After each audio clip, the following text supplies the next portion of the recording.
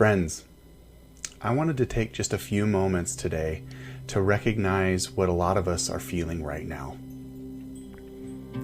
When major events rock our nation, school shootings, violence, or even assassinations, it's easy to feel overwhelmed, afraid, even numb.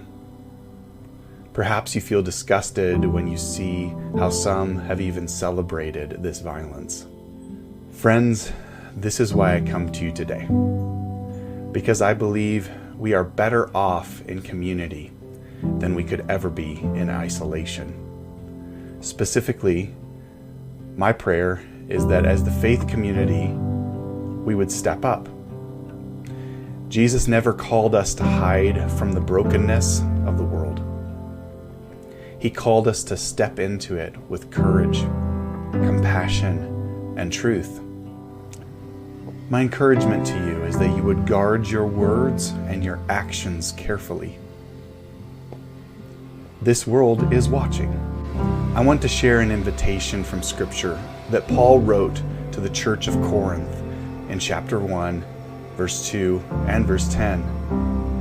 He encourages us to be holy and to live for Jesus, to live in harmony with one another, and to not let there be division in the church. Along with that scripture encouragement, I want to share a couple of reminders. First, that we be bold in our faith. Boldness doesn't mean shouting louder than everyone else. It means living with unshakable hope when the world is shaking. It's standing up for what is good and for what is right, even when it's costly. It's reminding people that darkness doesn't get the final word. Jesus does. Second, we must be compassionate. There are people right around you, right now, that are grieving, scared, and potentially even angry. The easiest thing to do is to get defensive or even dismissive. But Jesus wept with those that were hurting.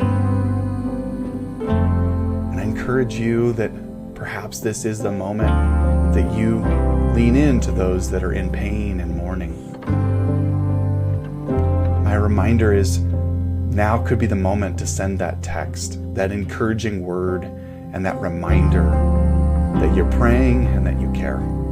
Maybe it's that moment to have a conversation with your neighbor because you see their struggle.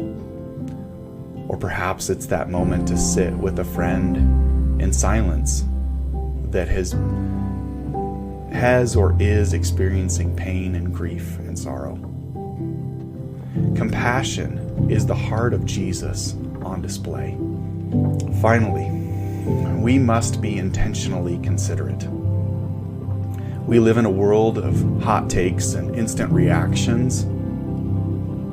But as followers of Jesus, we are called to be quick to listen, slow to speak, and slow to get angry.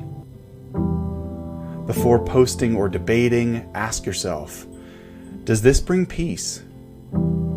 Does this point someone toward Jesus? Friends, this is a moment for the church to rise. Not in anger, but in love. Not in fear, but in faith. Let's be the ones who speak hope and speak life, and who remind our community that there is still good news and that God is still with us. So today I'm challenging you, be bold, be compassionate, and be intentionally considerate. Someone around you needs the love of Christ, and you might be the one God is sending today. Let's be the light together. As a bonus, I want to offer you an invitation. This week is Back to Church Sunday. I want to ask you, would you consider coming to Denver Friends Church? Perhaps it's your first try at church in a long time. Or maybe you gave up on church. Or maybe you've never come and you want to check us out.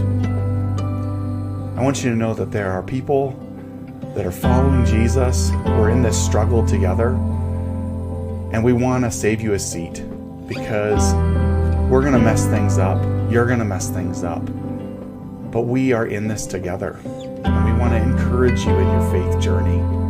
So whatever you're going through, whatever you're feeling, know that you are invited, you are wanted, you are loved by God, and we want to see you shown the love of Christ. Let's pack the churches this Sunday. Hope to see you there.